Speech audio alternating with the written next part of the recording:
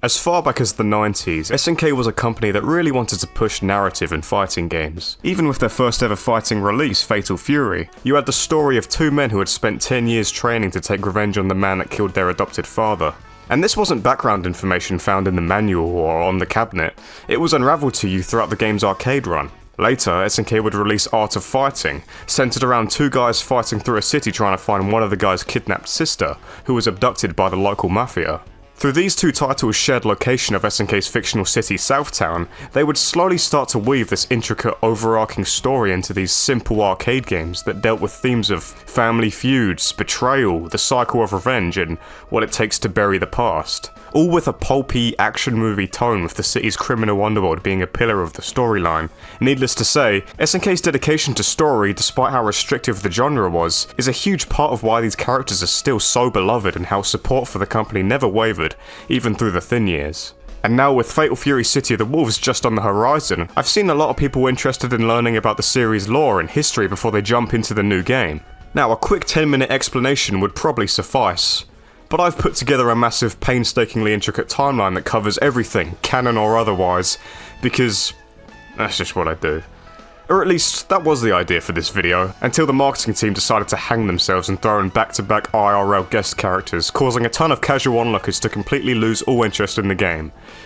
God, we had working matchmaking this time and everything. Regardless, another reason I wanted to make this video was my growing frustration at the lack of citation regarding lore on various sites, most notably the SNK Wiki.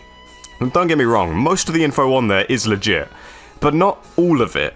When you've got no references for your correct info, as well as some fanon slipping through the cracks, you've got a pretty good recipe for misinformation that is perpetuated for decades. So for this video, I gathered a bunch of research material and studied them back to front to verify absolutely everything I say. Originally I was going to have a marker in the corner that showed the source for what I was saying, but that ended up being really distracting, so I decided to make an entirely separate upload where this little nerd will show the source for whatever claim I'm making. Unless I'm talking about something directly from the games, adding my own speculation, or telling a shitty joke. It should go without saying that I'm not perfect. This video having mistakes is not only likely, it's damn near certain, but I tried my best to be as thorough as possible. So without any further ado, let's get into it.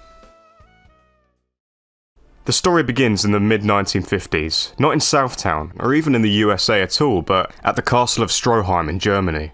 This castle serves as the ancestral home of Stroheim, a long line of noblemen who once acted as bodyguards for European monarchs while also orchestrating numerous revolutions and civil wars throughout history. The Earl of Stroheim at the time was a man by the name of Rudolf Krauser, who was a renowned fighter in Germany. His winning of the European Fighting Championships would catch the attention of Elsa Stroheim, granddaughter of Michael Stroheim, the 33rd Earl. Since Michael's son had already died in a plane crash, Rudolf was wed to Elsa and made Earl in his place.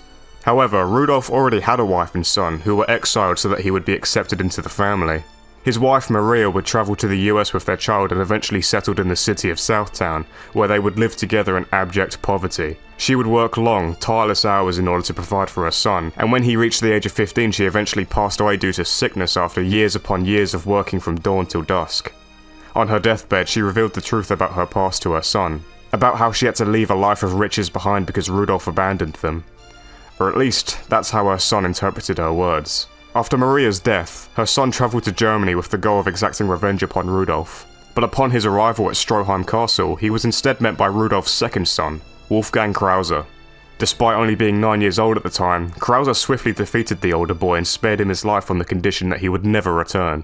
These events would give rise to the main antagonist of the Fatal Fury series, Geese Howard. Despite everything, Rudolf still harboured feelings for his ex-wife, which would cause Elsa to spiral into alcoholism, eventually killing her. Shortly after her funeral, Wolfgang challenged Rudolf to a fight and murdered his father easily, becoming the 33rd Earl of Stroheim at the age of 16. After being humiliated by Krauser, Geese would head back to Southtown, where he sought out someone who could train him in martial arts so that he'd be able to stand up to him. He would eventually become a disciple of Tung Fu Rue, a master of an ancient Chinese martial arts style known as Hakkyoku Seiken.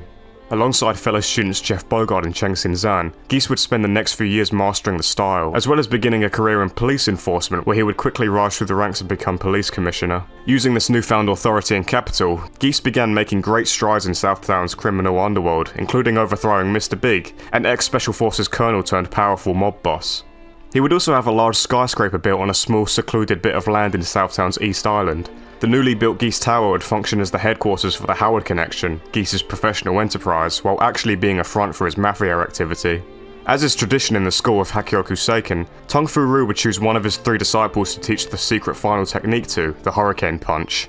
Cheng was not chosen due to his selfish pursuit of wealth, nor was Geese, as Tong feared he would use the technique to further his control over Southtown, leaving the honest street fighter Jeff as the only suitable candidate. This would cause a jealous rage within Geese, feeling once again that someone else was taking what rightfully belonged to him away. He lashed out against Jeff and Tong and stole the Hakyoku Seiken scroll for himself.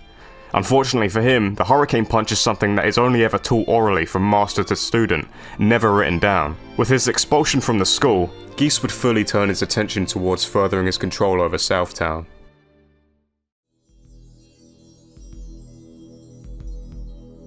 In the late 1950s, Takuma Sakazaki, inventor of the Kyokugen style of karate, which translates to just extreme karate, travels to America to spread his style and his seed when he marries an American woman named Ronette, having 2 kids together, a boy named Ryo and then a girl named Yuri a few years later. Well, actually, Takuma travelled to the US and presumably met Ronette there, but since Ryo and Yuri's birthplaces are listed as Japan, that probably means they went back to Japan together and began raising their family there, just to still move back to the second most crime-infested city in America next to Chicago after Yuri was born.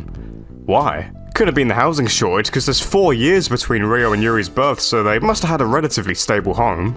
Maybe the taxes were just too high for a piss-poor dojo instructor. But I mean, he had friends in high places, in the Garcias at least. Maybe Alberto was the one that convinced him to settle in Southtown, seeing as he had just built a cushy little mansion there.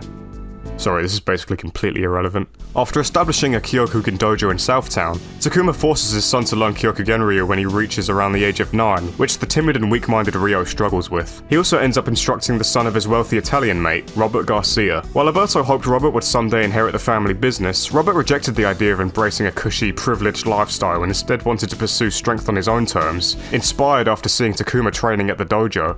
Ryo and Robert would train together, with Robert displaying a natural talent for martial arts while Ryo would continue to totally suck shit. Despite this, the two became firm friends until Robert unfortunately had to move elsewhere, most likely back to Italy. At some point after Ryo's 10th birthday, Takuma and Ronette are caught in a car crash. Ronette dies, and Takuma is hospitalized in critical condition. Ryo thinks the scene looks suspicious and concludes that instead of being an accidental traffic collision, it was instead an attempt on Takuma's life. After a while, Takuma eventually recovers from his injuries and once he is discharged from the hospital, begins searching for the person who targeted him, taking up street fighting and gambling to provide for his kids. One night though, he completely vanishes, leaving only a note for Ryo that might as well just read, "Fuck you, kid." As it turns out, Takuma's search led him to have a run-in with Geese. But instead of getting justice for his wife, the crime syndicate recognizes Takuma's strength and realizes that he could be a powerful asset, coercing him into working for them. He begrudgingly goes along with it, fearing for his children, and takes on an alter ego to protect his identity, Mr. Karate. With his parents gone, Ryo is forced to shoulder the responsibility of keeping a roof over his and Yuri's heads.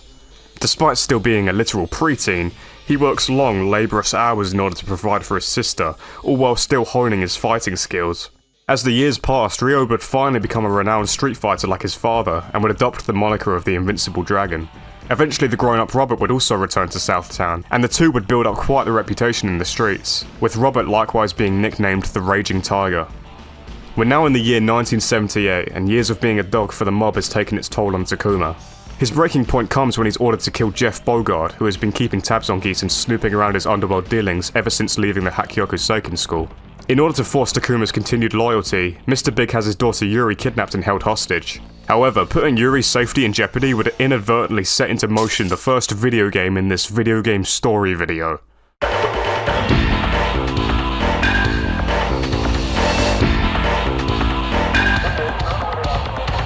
Infuriated by his sister's kidnapping, Ryo enlists the help of Robert and the duo begin tearing across Southtown looking for clues as to Yuri's whereabouts. The intro to Art Fighting and a lot of other promotional material describe Ryo and Robert going to Southtown, but with the Kyokugen dojo being explicitly located in Southtown, as well as the Garcia house being on the outskirts, and Ryo having an apartment and Yuri going to school in Southtown in the amazingly shitty OVA, I'm pretty sure they've just been living there the whole time. Not sure if that's a retcon or whatever, but I just thought I'd try and clear up any possible confusion. Publications are also inconsistent with whether or not Robert left Southtown shortly after meeting Ryo, or if he left after Takuma disappeared, or if he stayed in Southtown and basically grew up with Ryo. I prefer the latter, but I think the former is what is considered canon by SNK. Despite Robert leaving, apparently he's always been helping out Ryo financially in secret, but how exactly he did this is unknown. I'm guessing this means that Ryo is always just coincidentally finding $100 bills on the ground and assuming he's the luckiest cunt alive. Anyway, as is custom in Southtown, Ryo begins his search by jumping his neighbour's fence and beating the shit out of him. This is Ryaku Todo, and while his Todo-style Kabudo has a long-standing rivalry with the school of Kyokugen, it's unlikely that he would go so far as to heinously kidnap a 17-year-old girl. He still plays coy though, and after Ryo absolutely washes him, he's satisfied that Todo isn't keeping Yuri in his basement or anything and heads for the inner city on his motorcycle. He and Robert wind up at Mac's Bar, a seedy hangout for Southtown gangsters. Here they encounter Jack Turner, underling of Mr. Big and leader of a gang of thugs called the Neo Black Cats. Ryo interrogates him, but Jack is disgruntled by Ryo's lack of respect and fights him instead. After Ryo wins, Jack admits that he saw a girl like Yuri in Chinatown. He also reassures them that the mob doesn't hurt women or children, except when they probably murdered Ronette, but that was an accident. From here, Ryo and Robert end up on a wild goose chase across the city, being bounced from place to place, slowly piecing together the big picture. When they arrive in Chinatown, they realise that Jack was probably just being racist because there's no sign of Yuri anywhere. Instead, they're attacked by a pharmacist. This is an old acquaintance of Takuma, Lee Pei Long, whose father gave Takuma his nasty chest scar. Ryo proceeds to kick his ass and he tells him to talk to the bouncer at a restaurant called L'Amour, who apparently knows something. Now, almost every opponent you fight in the original Art of Fighting is a member of the mob working under Mr. Big, except Todo and Lee, so why they're privy to details about Yuri's kidnapping is something I'll never understand. Whatever, I'm 22, why am I even questioning this? I should be out there partying, socialising, smoking weed and bagging groceries. I shouldn't even know what Art of Fighting is. Ryo and Robert head to Lamar, where they find a petite but well-dressed man. Ryo demands to meet the bouncer, not realising that's exactly who he's talking to. The man, who simply goes by the nickname King, takes offence and the two begin fighting. Taking the win with a desperation move, Ryo accidentally shreds the fabric of King's top, revealing his true identity as a woman. Because, the best way to convince people that you're a man is to continue wearing your hot pink bra under a fucking white dress shirt. Ashamed, and stupid, King tries to cover up while directing Ryo to Guardian, the military establishment by Southtown's docks, but explains that only Mickey, another member of the mob, can get in. The game doesn't elaborate on that, but it turns out Mickey smuggles military weapons from the base into the inner city through John Crawley, an ex-Navy captain who was saved by Mr. Big while they were in the army together. Mickey is also a retired boxer who fell out of the limelight after accidentally killing an opponent in the ring. Sorry, it's hard to shove in this character backstory and summarise the plot at the same time. Ryo and Robert confront Mickey downtown, and then come across John at the Guardian aircraft carrier. After taking him out, he points Ryo to a nearby factory that Mr. Big is hiding out in. Mr. Big challenges Ryo and they fight, with Ryo coming out on top and demanding to know his sister's whereabouts. Big reveals that Yuri is being kept in an abandoned karate dojo close to the port, and after making their way there, Ryo and Robert are greeted by Mr. Karate himself. Vowing to unmask him, Ryo challenges Mr. Karate while Robert goes off to find Yuri. Mr. Karate acts as a mirror to Ryo, fighting just like him and matching him blow for blow. But with Yuri's safety on the line, Ryo finds the strength within himself to defeat Mr. Karate, and prepares to finish him off with a Hao Shoken before being interrupted by Yuri, who runs in and reveals that the true identity of Mr. Karate is... oh, fuck me! Now I have to play the sequel to find out. Well, luckily, the SNES version contains some much appreciated exposition in an extended ending, and surprise surprise, it's Takuma. He explains everything to his children, why he's been missing for so long, and he laments how shitty of a father he is, which, well, at least he's self-aware. But Ryo is like, well, it's okay and stuff, I still love you very, very much, and they spit shake, ending Art of Fighting 1. Now, something very important that never gets cleared up is the who and why of the whole traffic hit thing. You can pretty reasonably assume it was the work of the Mafia, I mean that's what Ryo and Takuma both thought anyway, but we never find out why. Originally I thought, well, it must have been an order from Geese because of Takuma's connection to Jeff, which is a little contrived, but it makes the most sense. Or at least it would, if Geese wasn't still living in the slums with the Maria when it happened. He hadn't even met Tung or Jeff yet. So, was it seriously just an accident? It can't be, the entire point was that it looked intentional. Don't you just love it when the major inciting incident for an entire franchise is never properly elaborated on? 1 year has passed since the Yuri kidnapping incident, and Mr. Big's mob gang, or as the English AOF 2 manual calls it, the dreaded Southtown Boys Club, has been disbanded, probably after they found out there was a girl in it.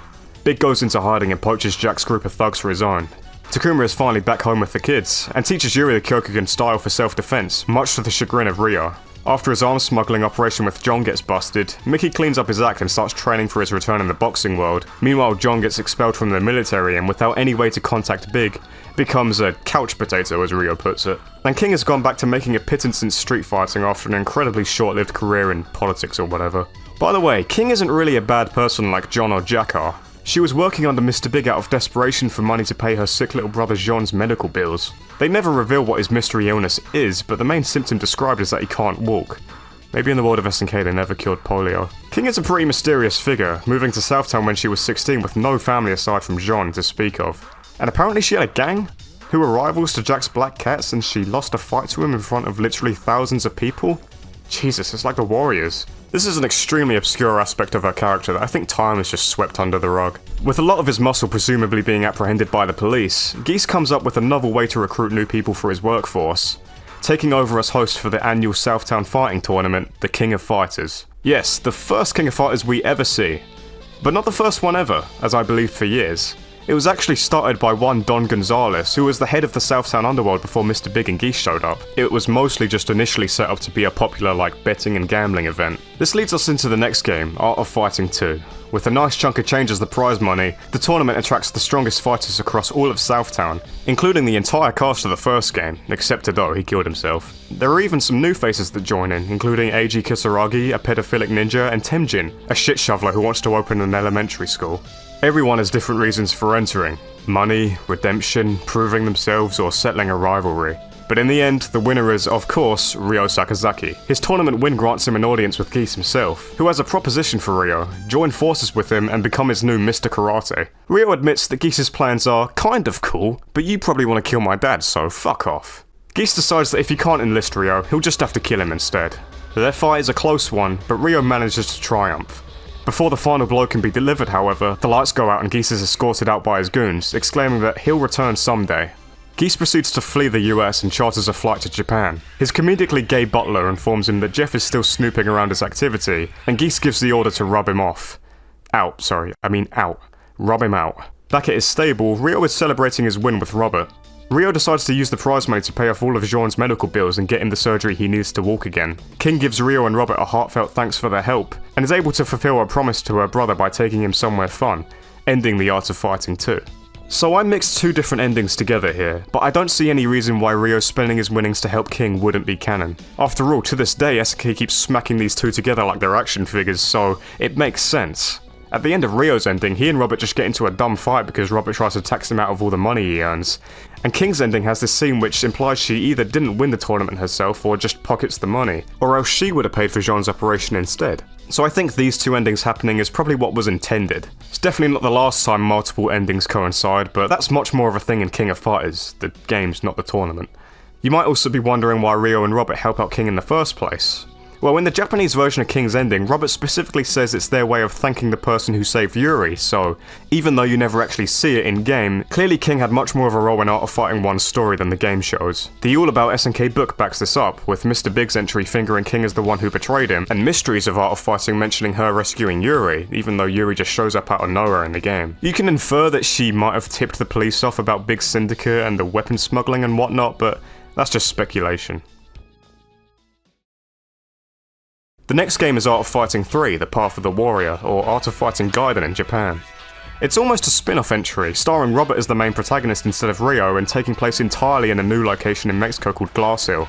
And I know this is a video telling the story of Southtown, but come on, this game is the send-off for Robert and Yuri, so I want to include it. Plus, the last time I talked about Art of Fighting 3 was in one of my first videos, and I cannot listen to more than 3 seconds of it without cringing my cock off. My narration was worse, my research was half-assed, my editing was probably about the same, but I need to correct it. And besides, I like AOF 3, it's a really cool game. So, the story begins 6 months after the King of Fighters tournament, with Robert on his way to a date with Yuri, when he spots an old friend of his from Italy named Freya Lawrence. After a brief catch-up, Freya explains that she's travelling to a small town in Mexico called Glass Hill to meet with Weiler, an old acquaintance. Their fathers once collaborated as a biologist-architect team, working on an ambitious elixir project in Glass Hill. However, Freya's father would end up dissolving the partnership, fearing the elixir's dangerous side effects. This decision devastated Weiler's father Victor and left him destitute, which Weiler believed contributed to his untimely death. With the passing of Freya's own father, in accordance to his will, she's delivering the data required to complete the elixir to Weiler.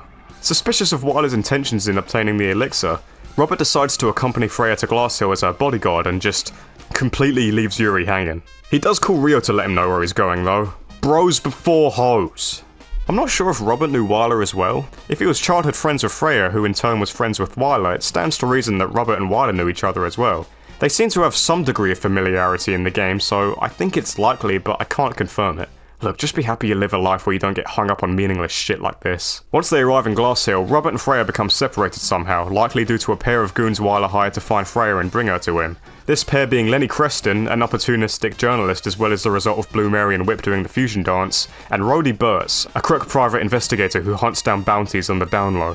Back in Southtown, Rio receives a knock at the door to his cave and is greeted by a Fed-looking dude in a red blazer and sunglasses. He introduces himself as Carmen Cole, a longtime agent for the Garcia Foundation who has been tasked by Robert's parents to find the little fucker. Rio grabs Yuri and the three of them all set off for Glass Hill to drag Bobby back to Southtown kicking and screaming. After Robert deals with Rhodey and Lenny, he's directed to the Wyler mansion on the outskirts of town. Once he arrives, however, he's greeted only by Sinclair, Wyler's badass bodyguard.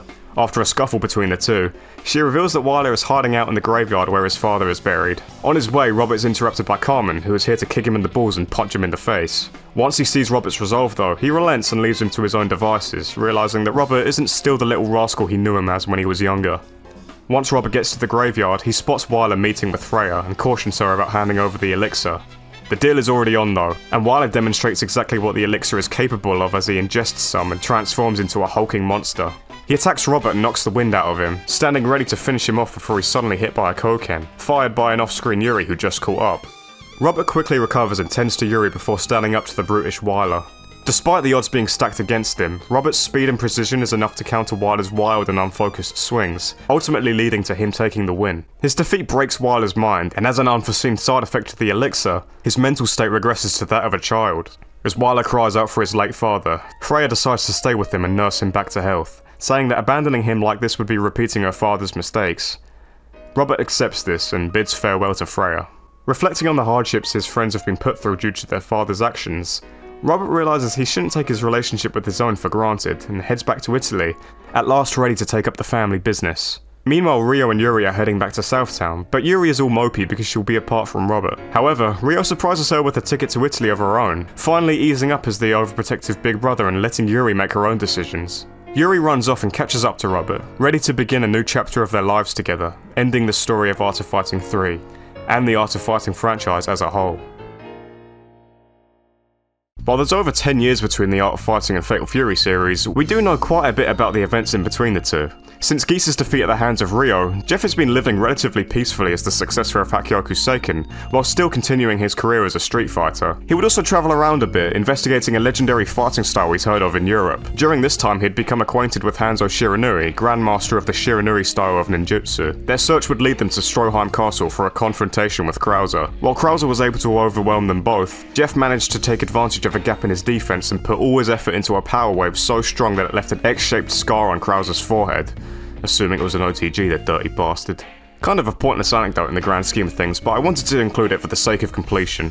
Back in Southtown, he would donate his fight earnings to a local church which doubled as an orphanage and would frequently visit it, particularly bonding with two orphan kids called Terry and Andy.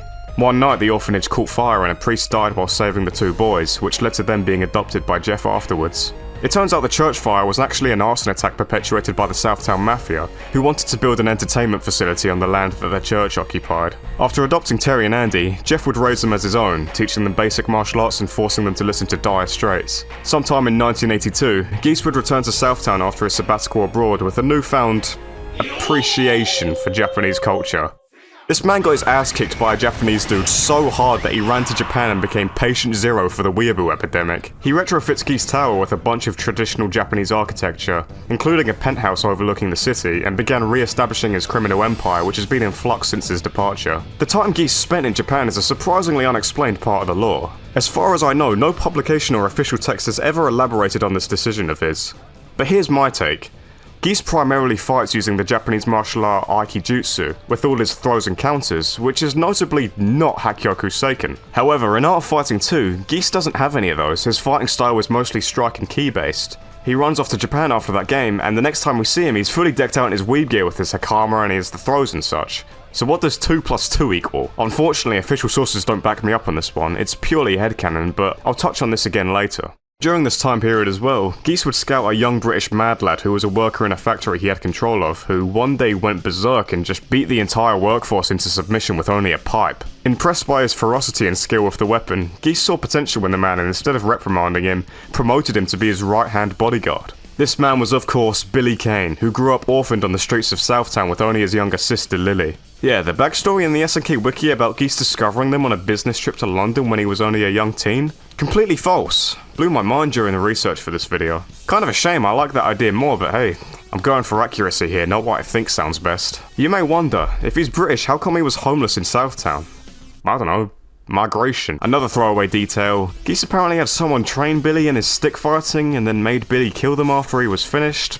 I don't know, man. I'm neck deep in obscure untranslated SNK lore hell right now and I'm starting to run out of fucks to give. Let's just move on to the events that actually matter. Geese knew that Jeff would try and hinder his progress in controlling Southtown again, so he has a Thanos moment and decides to finally just kill Jeff himself. The way this plays out is slightly different each time it's depicted, but the basic facts are that Geese pulls up, fights Jeff and kills him, with the whole thing being witnessed by Terry and Andy. Before he passes, Jeff advises his children to go to Master Tongue for guidance. Both of the young boys seek revenge against Geese, but Tongue explains that they're far too young to face him and would need to train for the next decade in order to stand a chance. Tongue notices that Andy seems to be struggling behind Terry significantly in their training, and makes arrangements for him to move to Japan and train under Hanzo, which Andy goes along with hoping it will unlock his inner strength. But Terry just stays behind and travels across America instead? Why Tongue would agree to this I have no idea, but whatever.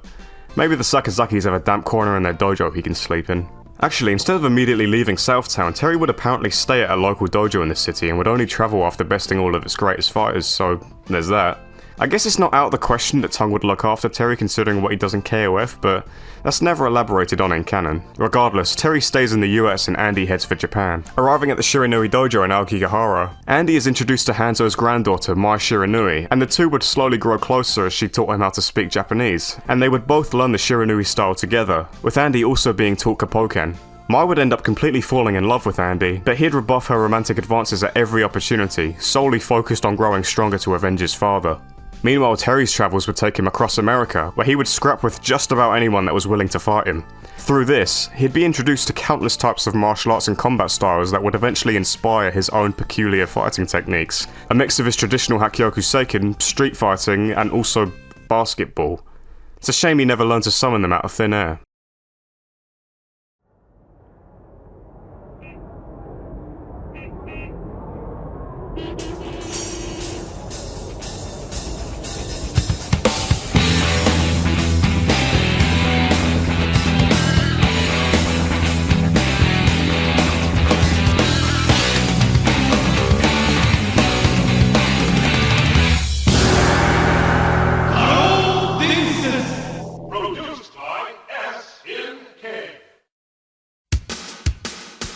Ten years after the death of their father, the Bogart brothers would return to Southtown in the summer of either 1991 or 1992. On the subject of specific dates, the early Fatal Fury games would utilise the MVS cabinet's real-time clock to have the game display the actual date in the ending.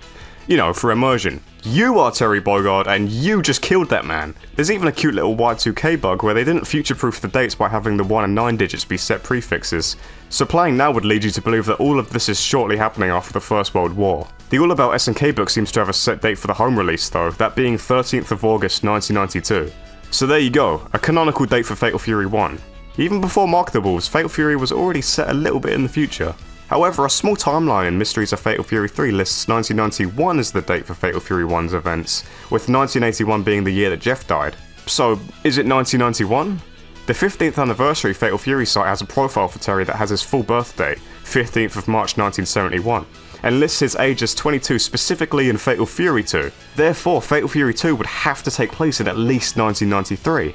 And this is also backed up by the default date for Fatal Fury 2's ending being March 15th, 1993, Terry's birthday. Now I can't find any official source that gives me a concrete idea of the time period between 1 and 2, the events are just described as happening at some point, soon, one day after Fatal Fury 1. Mysteries of Fatal Fury 3 describe the game's events as taking place quite plainly in 1995, and I quote, 3 years after Fatal Fury 1.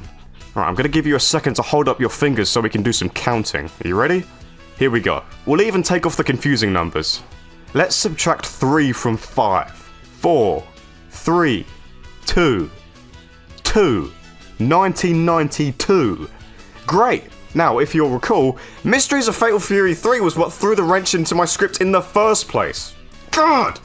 I'm locking in 1992. If you have a problem with that, fax me a letter.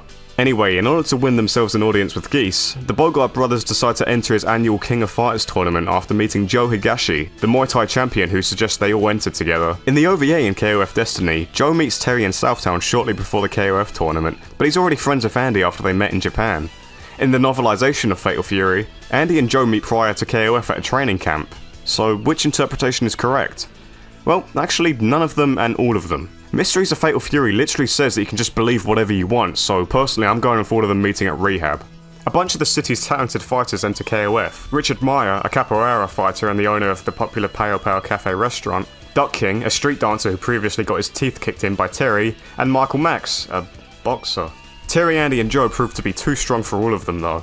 Geese becomes perturbed by the trio's progression through the tournament, so he has them matched up with his personal subordinates. Hua Jai, the previous Muay Thai champ who fell into alcoholism after getting bopped by Joe, Raiden, a hill wrestler who just wanted bread and the opportunity to go mental, and Billy, who by this point has become Geese's right-hand man and the de facto KOF champion. Billy being a reigning KOF champion for years is a pretty commonly accepted piece of info within the fandom, but it's another thing I had a nightmare trying to pin down. The only thing that matched up was Raiden's profile in All About SNK, where his bio for specifically Wild Ambition mentions Billy's win streak. However, Wild Ambition is a non-canon retelling of Fatal Fury 1, so take it with a grain of salt I guess. Despite a rigged final match against Billy where Geese's goons Ripper and Hopper continually throw him extra staffs, Terry takes the win by abusing throws and becomes KOF's new champion and is given all the women. All the two they had in stock. However, he's quickly grabbed by Ripper and Hopper to attend an audience with Geese at the top of his tower. Geese chastises Terry and challenges him to a fight to the death. With the opportunity to avenge his father right in front of him, Terry accepts and the two begin a grueling battle. Despite Geese's combat prowess serving a tougher challenge than he's yet faced, Terry's decade of training and travelling allow him to hold his own, with Geese faltering slightly while faced with Terry's unusual fighting style. With a particularly gnarly burning knuckle, Terry not only manages to graze Geese's chest severely, but also knocks him right off his own penthouse. Geese falls from his own high-rise, apparently dying in the hospital 3 hours later. Terry leaves Southtown and looks back at the city one last time to reflect on the cold-blooded murder he just committed with zero repercussions whatsoever, ending Fatal Fury 1. Around a year passes between Fatal Fury 1 and 2, but not much of note goes on. With Geese dead, the Bogart bros are finally able to resume a quieter life, and it seems that Terry would initially tag along to Japan with Andy after the tournament, where he would meet Mai for the first time. He would eventually return to Southtown though, and just do Terry stuff. Hoops, burgers, hopping trains and ducking feds trying to investigate Geese's death.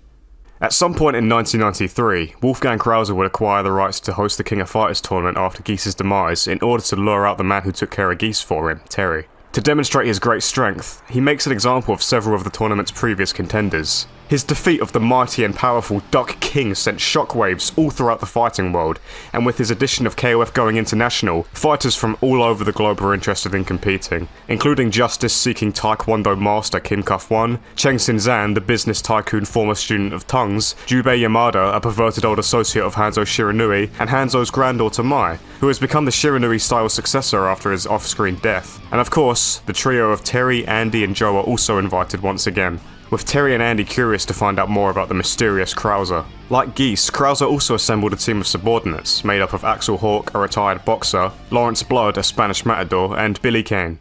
Axel and Lawrence, like Jeff and Hanzo before them, had travelled to Germany to challenge Krauser after hearing about his power, having both plateaued in their respective fields, with Axel able to knock out any opponent with one punch and Lawrence being able to kill a bull with his bare hands. Though they were defeated, Krauser would ultimately choose to recruit them as his subordinates.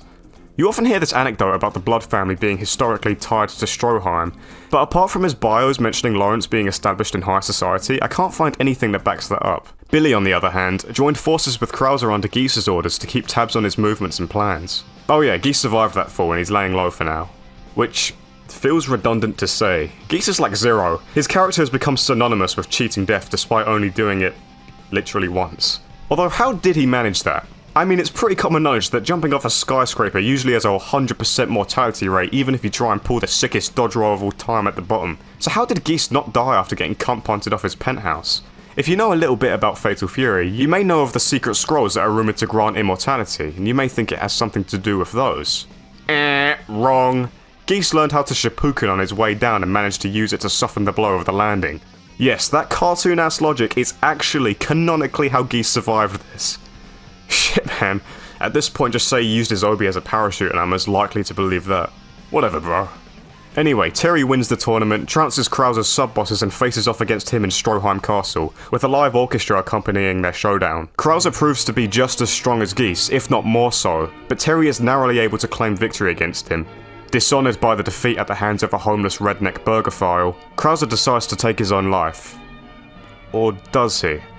I thought this was pretty cut and dry for the longest time, but the question sparked a debate so fierce between me and my friends that we named an entire group chat after it. In summation, it is my professional opinion that initially Krauser was not intended to die here, but after the OVA did it and it was cool as fuck, SNK decided to canonise that interpretation. Unfortunately, I don't know where this excerpt is from. The image next to the text is clearly Geese's Real Bout artwork, but this isn't from the Real Bout manual.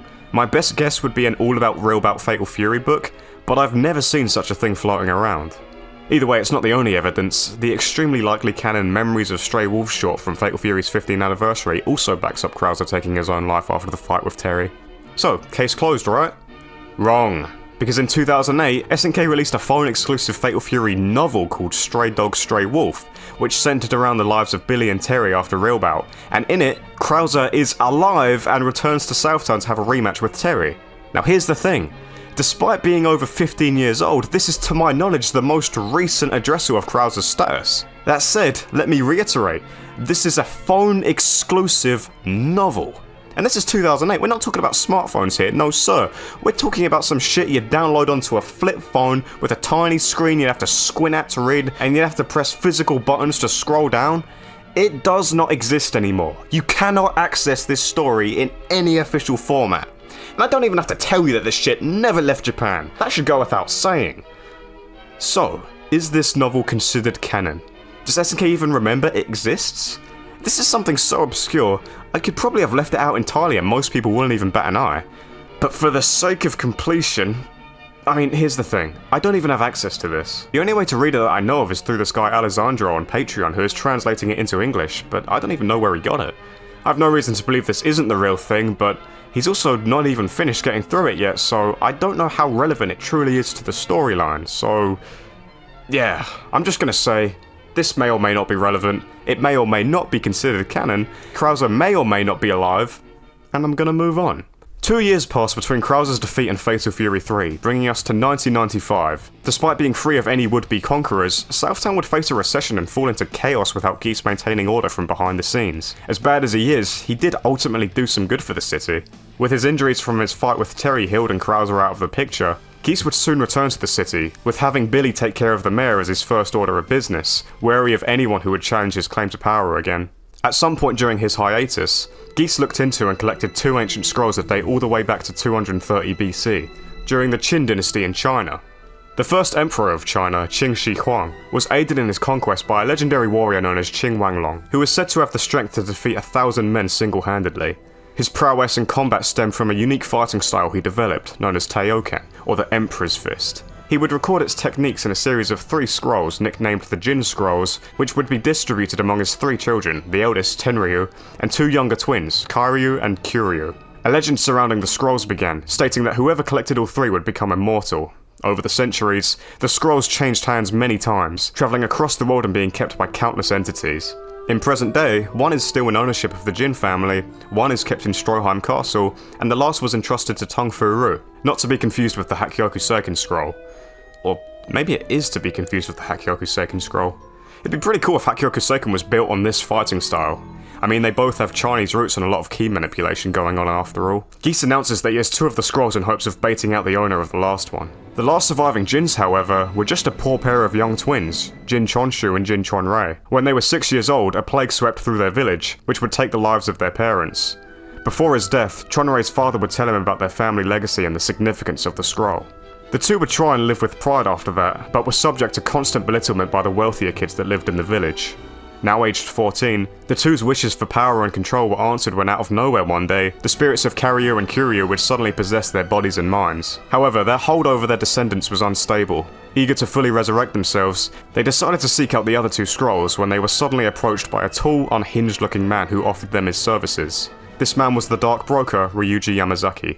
and here's the lore dump on him. Yamazaki was born in Okinawa and was abandoned by his parents after a typhoon hit the island in the early 60s. Placed into a children's home, Yamazaki grew up surrounded by US armed forces because of all the American military bases that had been built in Okinawa after the Second World War. At the age of 13, he broke out of the orphanage and wandered around alone. After snooping around for a while, Yamazaki eventually became aware that the Yakuza would smuggle American-built weapons into the Japanese mainland through connections with a couple corrupt soldiers. Yamazaki somehow got involved with these deals, and one day in a bar witnessed a fight break out while discussing a shipment with some of the soldiers. A small Japanese man managed to knock out a large boxer named Mike in a single blow, who may or may not be Michael Max, one of the KOF entrants in Fatal Fury 1. Anyway, Yamazaki was impressed and introduced himself to the man, who turned out to be one of the Yakuza members. This man was named Sorimachi and became a father figure to the teenage Yamazaki, giving him the opportunity to enter the Japanese underworld, leaving Okinawa behind. A few years later in 1985, Sorimachi and Yamazaki would end up in the middle of a turf war between his organisation and a rival gang. Sorimachi, not being well liked in his own organisation due to his militant and old-fashioned attitude, was sold out to the rival gang as a peace offering. Sorimachi was brutally tortured and killed by this gang, and witnessed by the impressionable Yamazaki, caused him to snap and descend into madness. He murdered the boss of his own organisation and ran away to Kowloon, the walled city of Hong Kong, where he would set up his own arms brokerage. He would fall into direct competition with Cheng, who since Krauser's KOF tournament has turned to seedy black market dealings within Kowloon as well. Cheng's HQ would be raided by the Hong Kong police with the charge being led by Hon Fu, a nunchuck-wielding detective. Seeing that Cheng was not to be trifled with, Hon strikes a deal with him that he won't take him in if he becomes a police informant. Cheng spills on Yamazaki's arms smuggling operation, which would set Hon Fu hot on his heels. At some point, Yamazaki would become interested in treasure rumoured to have belonged to Qing Shi Huang, and during his investigation became aware of the Jin Scrolls and their legend. Thinking there may be a connection to the treasure, he starts pursuing the scrolls and establishes contact with the Jins, who hire him to help out in Southtown. Catching wind of this, Cheng lets Hon Fu know, as well as calling up his boy Joe Higashi to warn him about the encroaching Yamazaki and the twins. I don't know why, but I love that Cheng contacts Joe instead of Terry or Andy. It makes sense though, Terry's an oblivious drifter, and even if the Shiranui dojo has a telephone, Andy's probably too dumb to use it. Upon their arrival in Southtown, Yamazaki decides to make his presence known to Geese by ambushing his subordinates Ripper and Hopper, seriously injuring them. He also blackmails Franco Bash, a retired kickboxer who works at the Southtown airport, by kidnapping his son and forcing him to help locate the scrolls. Seems like nobody knows where Geese actually is. Guys, I think the giant skyscraper called Geese Tower might be a good place to start. There's also this Buddhist monk guy in town, Sokaku Mochizuki, who belongs to the Mochizuki clan, arch enemies to the Shiranui. He hunts down Shura, and was likewise spiritually called to Southtown to destroy the secret scrolls. As chance would have it, Terry and friends are all in town for the opening of a second Pow Pow Cafe branch, with the jaw-droppingly creative title of Pow Pow Cafe 2. Richard introduces everyone to Bob Wilson, the manager of this new location, as well as being a capoeira fighter just like him. During its opening party, Joe relays the info about the Jins, Yamazaki and their search for the scrolls to Terry and Andy, who decide to get involved and begin searching the town for more info, kicking the plot of Fatal Fury 3 into gear.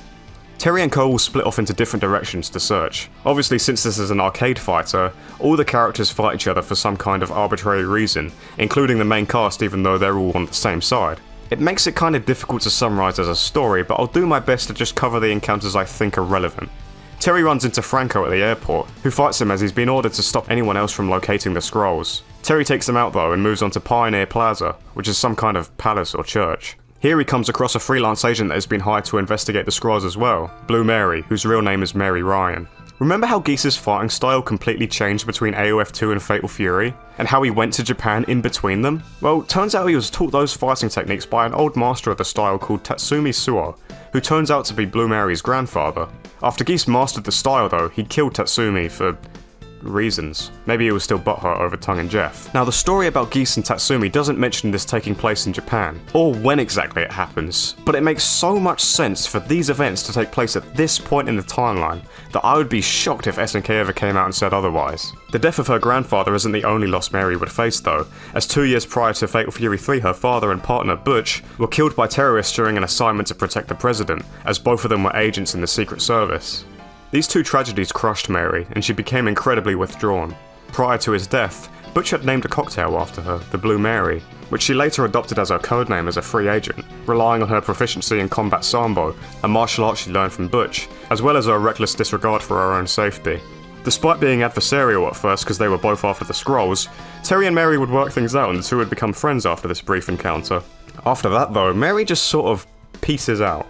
Like, Mary's a major character, one of the most famous in this series, but purely from a story standpoint, she almost does as little as Mai.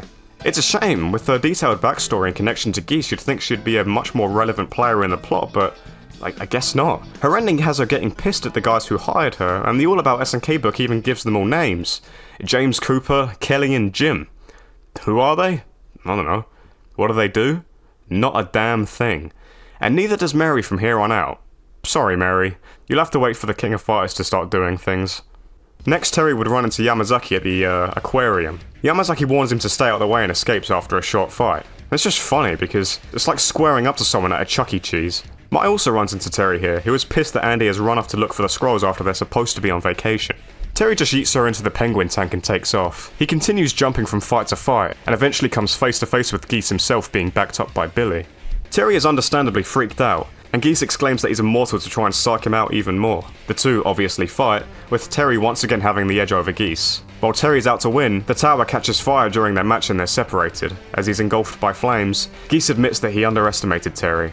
But before he can give chase, Terry's waved down by Cheng from a helicopter. He tells Terry to let Geese go for now and to focus on Yamazaki instead, who may have managed to obtain the scrolls. It's not very clear. I also like to imagine that Andy and Mara are accosted by Sokaku at some point, explaining why Andy doesn't face Geese with Terry here. Cheng takes Terry to the train yard, where they find Yamazaki kneeling over a heavily beaten Honfu. Terry tells Cheng to get Hon to a hospital while he goes after Yamazaki, whose dirty fighting tactics turn out to be a bit of a challenge for Terry, who's used to fighting fair, even against Geese. Terry still manages to beat him though, and tells Yamazaki to get the fuck out of his swamp. Suddenly though, the disembodied voice of Chonshu summons him, and he's then transported to Delta Park, where the Jins are ready to fight him. Terry takes the Jins on, first defeating Chonshu, and then Chonrei appears and fights him as well. Terry defeats them both, and with their blood spilt, the spirits of their ancestors are exorcised from their bodies, returning them to normal. Bravo, Terry! And that would end Fatal Fury 3. But while typing this up and poring over all the Fatal Fury 3 content I could, something started nagging at me. Is that how it actually happened? We always naturally assume Terry's route is the canonical one, since he's the protagonist. I certainly believe that he at least fought Yamazaki at the train yard, since there's a specific cutscene if one of the Fatal Fury 1 heroes is used. But in the next game, Real Bout, who's the one that actually managed to gather all the scrolls? It's Geese. Think about it. Who put out the call to action after collecting the 2 scrolls? Geese. What did the Jins travel to Southtown to get? The scrolls. Doesn't it make sense that while Yamazaki is running around town distracting everyone, Geese would face off with the twins? I was curious, so I double-checked memories of Stray Wolves and was shocked when Mary, who's recounting the plot of Fatal Fury 3, never actually specifically mentions Terry fighting the twins, only saying that Geese came out on top. So I'm not definitively saying anything here, but it's just some food for thought for you. Regardless though, there is still something pivotal in Terry's Fatal Fury 3 ending. He meets and adopts this little kid who would turn out to be none other than Rock Howard, Geese's estranged son, who he abandoned just as his father Rudolph did to him. How exactly did they meet? Well, apparently the orphanage that Terry and Andy stayed at was rebuilt after being burnt down by the Mafia in the 70s, and Rock was placed there shortly after his mother Marie died. Oh, and Franco managed to get his son back, in case you were particularly invested in that plot point. Yay. With the Jins and Yamazaki dealt with, Geese Howard is back, and is the first person to gather all 3 scrolls in 2 millennia. Makes me wonder who the last one was. You'd think this would add a degree of urgency to the plot and they'd all team up to try and stop Geese, but nope. Everyone just sort of gives up and goes home. So, do the scrolls really grant immortality? Geese doesn't care. As long as the word is out that he has them, that's enough for him. In fact, he has Billy destroy them. To celebrate having Southtown under his thumb once again, Geese hosts, what else, another King of Fighters tournament, leading into Real Bout Fatal Fury, which takes place 6 months after Fatal Fury 3. A little clarification here. A couple minor details I talk about here I can't source properly. I'm getting them from you.lolipop.jp, a website that has a bunch of info on classic Neo Geo SNK games. And I'm assuming these things come from the same Real Bout book I mentioned earlier when talking about the Krauser status. Now, all the info I can personally verify on there is totally legit. I have no reason to believe that any of this is somehow false, but I can't 100% confirm it either. I'm just throwing that out there. Anyway, everyone from Fatal Fury 3 is invited to this new edition of KOF, as well as Kim and Duck King returning from Fatal Fury 2 and Fatal Fury Special. Some of the characters have specific motivations, like Yamazaki, who has been hiding out in Southtown since the Scrolls incident and thinks winning KOF will allow him to steal them for himself. Blue Mary enters just because she wants to see Terry and the gang again, implying she did meet all of them at some point. But as we've come to expect, Terry makes quick work of his opponents, looking to not only avenge his father once again, but settle the feud with Geese once and for all. After taking Billy out by Southtown Bridge just as he had done at the first tournament 3 years ago, he spots Geese peering down from the top of his tower and makes his way up to challenge him.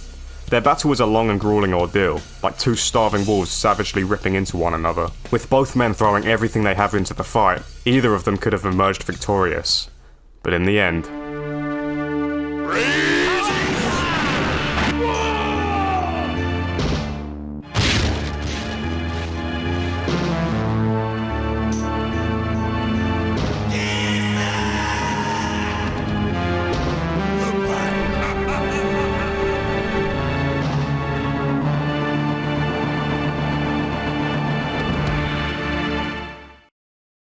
Despite his best efforts, Terry is unable to save Geese after knocking him off the tower again. Over the years, at some point, Terry must have had a change of heart. Perhaps he realised revenge didn't fulfill him, maybe he wanted Geese to answer for his crimes. But in one final act of defiance, Geese would swat his arm away from Terry's hand, laughing mockingly as he falls to his death. Holy shit, Tekken 7 is out. Terry stares down at the city below, dejected. Soon after, everyone gathers at Peo Peo Cafe too. They say their goodbyes to Andy and Mai, who are heading back to Japan, and they all celebrate with a drink. Afterward, Joe would return to Thailand, Mary would continue her freelancing, and Terry would go back to her quiet life with Rock, although how things went with Geese are clearly still clouding his mind. This ends Real Bout Fatal Fury, and so this is where the classic era of Fatal Fury's story would end before another 10-year time skip. Real Bout Special and Real Bout 2 are non-canon entries. Yeah, there are character endings for arcade modes, but nothing relevant to the story happens in them. Just stuff like Billy somehow accidentally knackering an aeroplane with his paw, or Andy and Maya not having sex. The closest these games get to any actual developments are probably the Jin's endings, where after being stranded in Southtown after the events of Fatal Fury 3, Kim takes them under his wing to teach them Taekwondo, with Chonrei eventually receiving tutelage from Tung. Real Bout 2 does introduce 3 new characters though, Rick Stroud, Li Jiangfei, and Alfred, and they probably exist, so they are canon in that respect, but don't take part in any story. I tell a lie actually, because Alfred first appeared in a PlayStation port of Real Bout Special, subtitled Dominated Mind, which actually did have some story content. Basically, a new crime lord named White waltzes into town and takes over the Howard connection by brainwashing Billy, and is tailed by the young biplane pilot Alfred, whose hometown was terrorised by White previously. He teams up with the Southtown crew, sends White packing, and then leaves. That's basically all there is to it. Is it canon? Probably not. Could it be canon? Yeah, it certainly could be. The only thing that contradicts the canon is Terry throwing his hat to Alfred at the end, and as we all know, Rock is the one that ended up with that thing.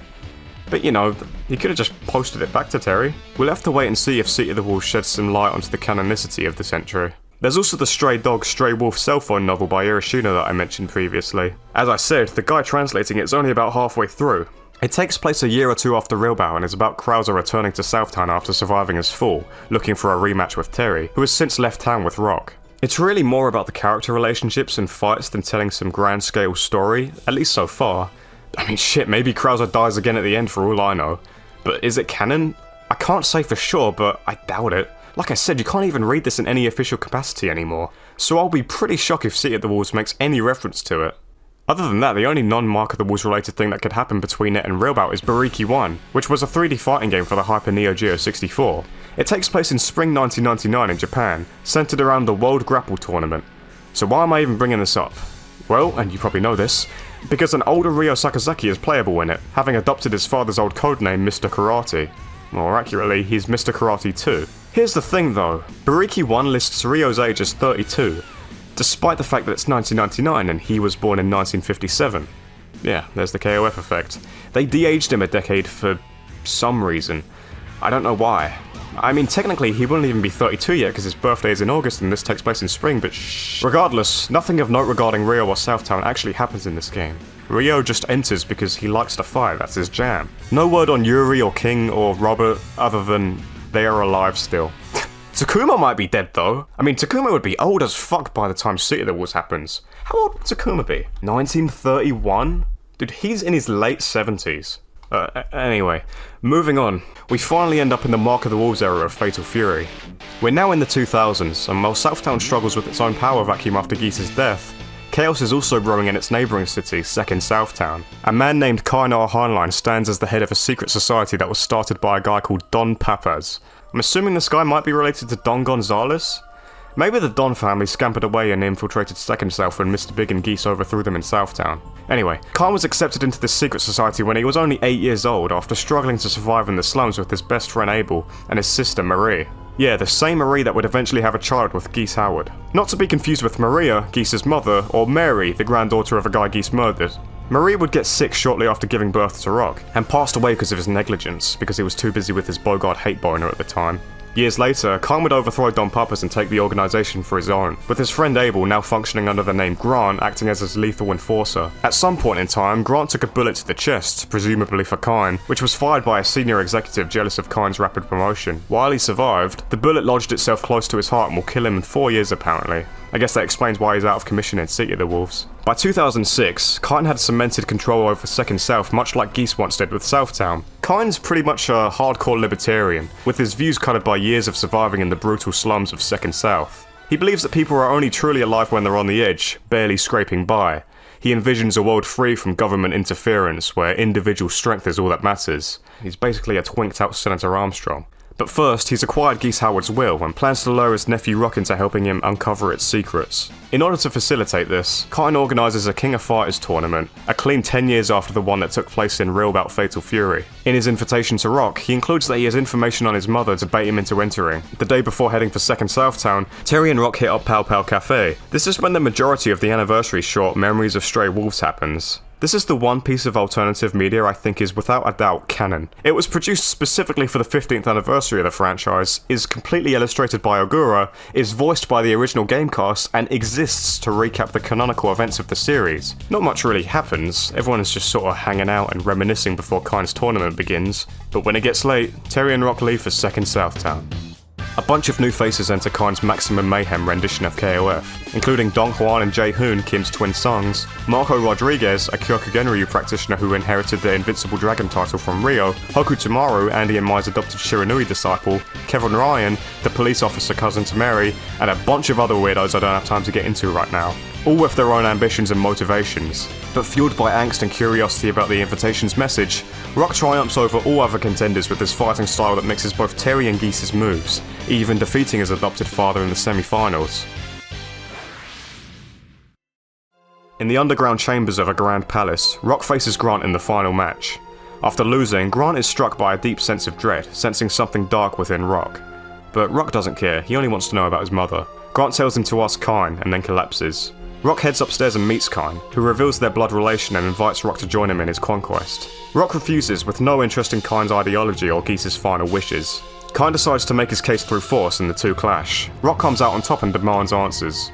Kine explains that he's carrying out Geese's legacy and that after Geese's death, his will was discovered, but no one has been able to decipher its contents. Rock still doesn't care, and as he's about to leave, Kine reveals to him that his mother is indeed still alive. A bit later, Terry is walking through the palace looking for Rock and comes across Kine, who reveals that he and Rock have come to some kind of agreement. When Terry asks what's going on, Rock simply tells him to not talk him out of it.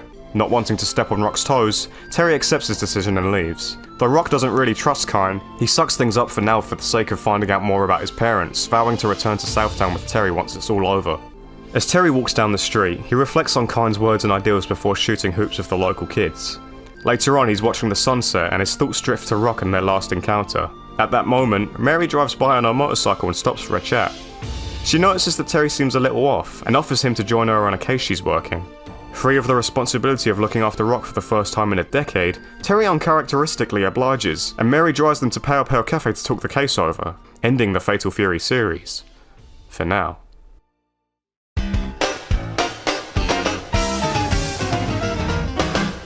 And there we go. The entire modern history of Southtown, and some other weird shit that I threw in there just for the sake of it. Now I know there's a bit more going on in Mark of the Wolves with the rest of the cast, but seeing as most of it is still unresolved, it makes more sense to me to wait for City of the Wolves to come out to cover it. So are we done? Almost. I won't cover it here, but the Savage Reign series technically takes place in the same continuity as does The Last Blade, thousands of years later and before respectively. We know this because of Chung Pai Fu in Savage Reign, an old dude that for some reason has the Fatal Fury hat. Maybe it's an alternative timeline where everything is identical except Terry being blue. As well as Zantetsu in The Last Blade being the ancestor of Eiji Kisaragi, a guy I mentioned for 2 seconds like 40 minutes ago. This video was a huge undertaking, and I need to thank a couple of people for massively helping me out with it, whether they even know me or not. First we have Raito ADV, who helped out with editing a couple of portions despite me needing an extremely quick turnaround, and he made my editing look like shit while doing so.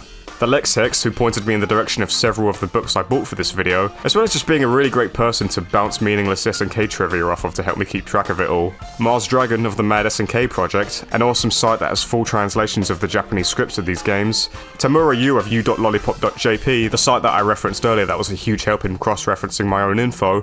RageQuitter87, whose site has scans of a bunch of Neo Geo game manuals for easy browsing, and my mate Scott for finding all the listings for those obscure fucking mysteries of SNK books. Huge shoutouts to all these guys, because this video would not exist without them.